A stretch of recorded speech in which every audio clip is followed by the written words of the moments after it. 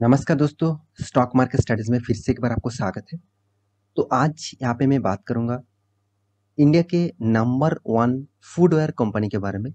देखिए foodware industries में जो बहुत सालों तक टिके हुए कंपनी है और जो बहुत सालों तक नंबर 1 पोजीशन में था, वो है बाटा इंडिया। मगर बाटा इंडिया को पीछे मतलब छोड़कर जो नंबर 1 पोजीशन में अभी भी फिलहाल के लिए अभी भी है, वो है रिलैक्सो।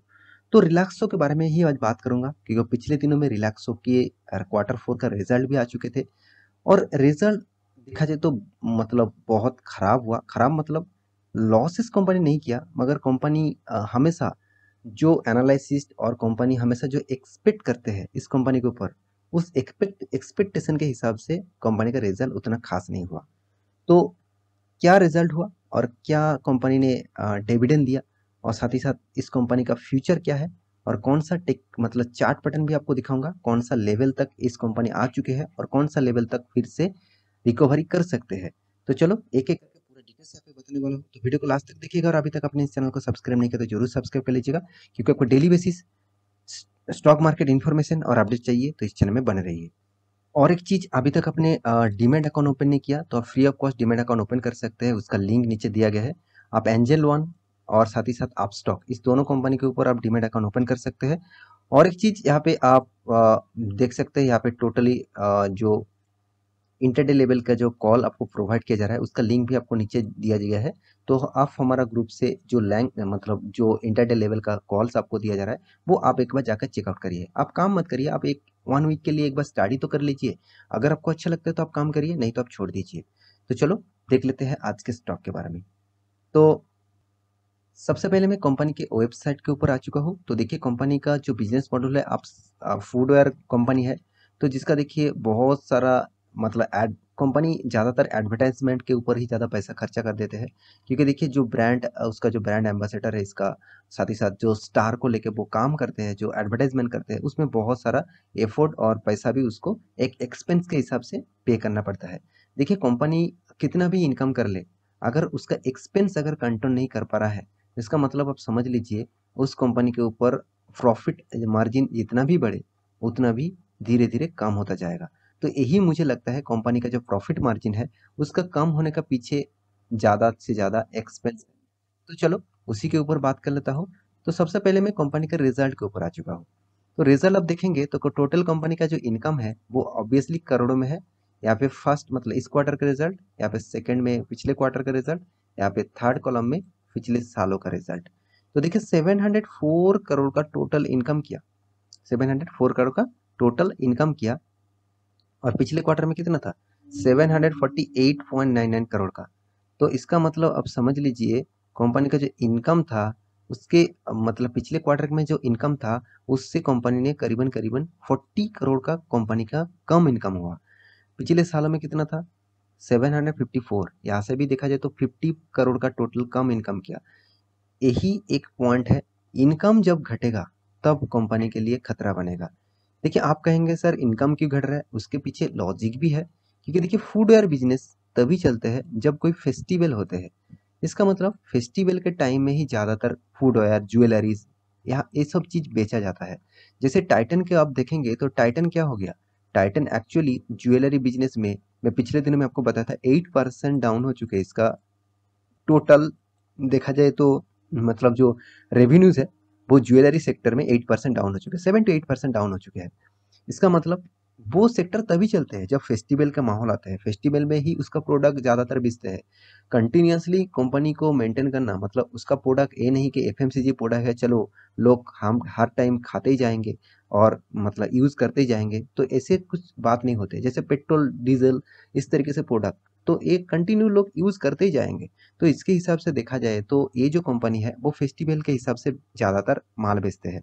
तो कंपनी का इनकम का जो रेशियोज है आप देखेंगे तो शानदार रेशियोज थोड़ा सा डाउन हुआ। और यहाँ पे कंपनी का एक्सपेंस के रेशियोज देखेंगे तो 619 जो पहले था 655, पिछले सालों में था 616। तो अभी देखना है कंपनी टैक्सेस पे करने के बाद कंपनी के हाथ में क्या प्रॉफिट आया। देखिए बिफोर टैक्सेस मतलब टैक्स पे करने से पहले ही कंपनी का प्रॉफिट मार्जिन कम दिखा रहा है क्योंकि 84 है, पिछले क्वार्टर में था 93, पिछले सालों में तो और भी बहुत ज़्यादा था 173। अभी टैक्सेस भी कंपनी को पे करना पड़ा, तो टैक्सेस पे करने के बाद कंपनी के हाथ में आया प्रॉफिट फॉर द पीरियड। तो कितना 62.93 अराउंड, चलो 63 करोड़ मान लेता हूँ। 63 करोड़ का प्रॉफिट किया, चलो ठीक है। पिछले क्वार्टर में कितना था 70 करोड़। तो इसका मतलब 6 करोड़ का कंपनी ने कम प्रॉफिट किया। सॉरी माफी चाहता हूँ, 7 करोड़ का कंपनी ने प्रॉफिट कम किया। तो पिछले सालों में कितना था 110 अराउंड। अब आप देखेंगे तो 40 करोड़ का टोटल प्रॉफिट कम हुआ इस क्वार्टर में। तो इसका मतलब समझ लीजिए, जब कंपनी का ग्रोथ खराब होते हैं, मतलब कंपनी का जब बिजनेस का ग्रोथ खराब होता है, उसके पीछे लॉजिक ऐसे है कि कंपनी इनकम कितना कर रहा है और कंपनी एक्सपेंस कितना कर रहा है, उसके हिसाब से कंपनी कंटिन्यू और फ्यूचर में भी काम कर सकते हैं। तो मेरे हिसाब से देखिए, कंपनी का टोटल जो डेटा है उसके हिसाब से कंपनी प्रॉफिट तो किया, मगर 50% कंपनी का प्रॉफिट डाउन हो चुका है, अराउंड 50%। तो क्या अभी इस कंपनी से निकल जाए? बिल्कुल भी नहीं, क्योंकि कंपनी इंडिया का नंबर वन ब्रांड है, नंबर वन ब्रांड है। इसका मार्केट कैपिटलाइजेशन के हिसाब से आप खुद देखेंगे कंपनी डिटेल्स को, तो देखिए कंपनी का मार्केट कैप कितना है, करीबन करीबन 25,500 करोड़ का मार्केट कैप है। हाँ, एक चीज आप कहेंगे सर इस कंपनी का पी रेशियो देखिए 110 है, बहुत बहुत हाई पी रेशियो है। हाई पी रेशियो मतलब आपको 1 रुपया कमाने के लिए 110 रुपया देना पड़ रहा है। आप सोच लीजिए कितना ज्यादा एफर्ट वहां पे डालना पड़ रहा है। कोई भी कंपनी के 1 रुपया कमाने के लिए अगर आपको 30 रुपीज भी देना पड़े, तो उसको अकाउंटिंग के हिसाब से, फाइनेंशियल रिपोर्ट के हिसाब से ज्यादा माना जाता है। और यहाँ पे तो 110 रुपया पे करना पड़ रहा है। इसका मतलब इतना हाई प्राइस में लोग खरीदारी कर रहे हैं, इसका मतलब थोड़ा सा रिक्सी गेम यहाँ पे जरूर है। हाँ, तो इसीलिए कंपनी में अराउंड देखा जाए तो इसका हाई था 1448 और इसका लो था कितना 885। तो करीबन करीबन अभी 50% कंपनी का प्रॉफिट डाउन, मतलब जो प्राइस है वो डाउन हो चुके हैं। तो कंपनी देखिए आपको डिविडेंड भी दे चुके हैं, 24% का डिविडेंड कंपनी आपको दे चुके हैं। कंपनी का फेस वैल्यू 1 रुपया, मतलब कंपनी स्प्लिट भी कर चुके हैं। और एक चीज, कंपनी का जो फ्री कैश फ्लो है 391 करोड़ है।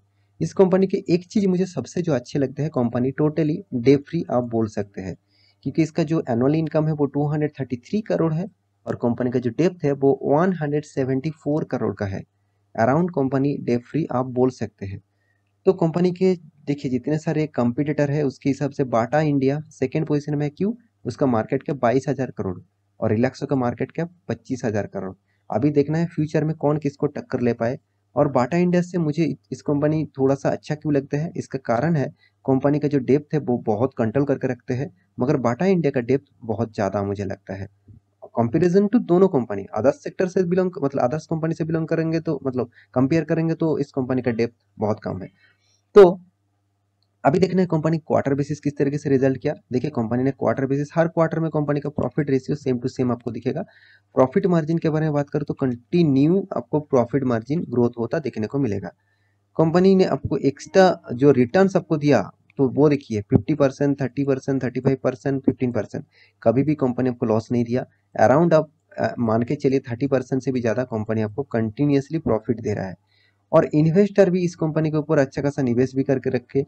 देखिए एफआईएस के पास कितना है 3.22%, जो पहले 2.69 था। डीएस के पास कितना था 6% था, अभी भी 6%, अराउंड 7% तक होल्डिंग है। प्रोमोटर के पास 71 था, अभी 70.78% है। पब्लिक के पास 20% था, अभी 19% है। इसका मतलब हर किसी के पास इस कंपनी का हिस्सेदारी है। तो मैं जरूर कहूंगा कंपनी में बहुत पोटेंशियल है। इस कंपनी के ऊपर आप एक भी शेयर बेचिएगा मत, आप होल्ड करिए। हाँ, स्टॉक में अगर चार्ट पैटर्न देखेंगे तो देखिए टॉप लेवल यहाँ पे था और इस तरीके से गिरावट हुआ। क्या कंपनी बर्बाद हो गया? इस तरीके से गिरावट पहले भी हुआ था, बहुत बार गिरावट हुआ था, देखिए कितना बार गिरावट हुआ था। तो जितना गिरेगा उतना ही रिकवरी करेगा। हाँ, अभी गिरावट का माहौल सिर्फ इस स्टॉक नहीं, ऑल ओवर वर्ल्ड है, ऑल ओवर मार्केट है। तो मार्केट जब गिरते हैं सबको लेकर ही गिरते हैं। तो यही बात आपको दिमाग में छप जाना चाहिए। अगर स्टॉक मार्केट से पैसा कमाना चाहते हैं तो आपको हमेशा इस तरीके से मतलब रूल्स को फॉलो करना चाहिए और इस तरीके से डेटा को आपको देखना चाहिए। तो आशा करता हूँ सारे जानकारी आपको मिल चुका है। तो मैं जरूर कहूंगा इस कंपनी के ऊपर स्टडी करिए और लॉन्ग टर्म पीरियड के लिए सोचिए, क्योंकि कंपनी जबरदस्त कंपनी है। तो इस कंपनी के ऊपर फोकस आपका होना चाहिए। तो मिलते हैं नेक्स्ट स्टॉक लेके, तब तक के लिए अच्छे से रहिए, अपने ख्याल रखिए, बाय बाय।